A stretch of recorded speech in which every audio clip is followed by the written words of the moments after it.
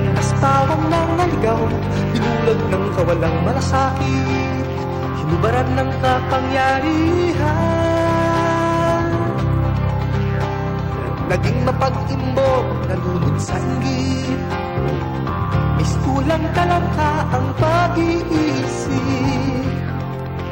Bukod pa riyan, yumanig ang lupa, nagdilim ang langit, natutulog na bukan ay biglang nagising, at kami hinagupin.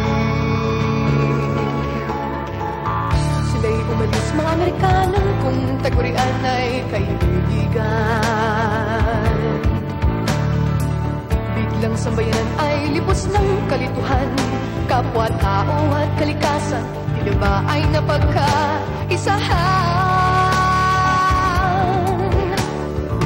Sa amin ay mulot yung kambal, seguridad, yaman, kabuhayan, sinalantad, inahagaw, o saan ba pupunta?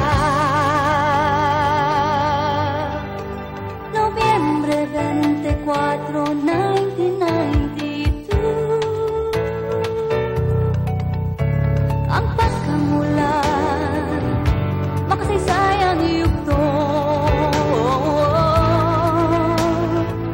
Unti-unting natanggal ang piring, mga matay na sanay sa dilim, natuklasan ang tunay na landas.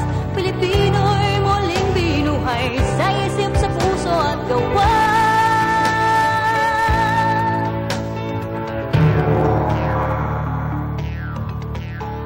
Hindi malilimutan ang kasaysayang ngayong mata ay nabuksan.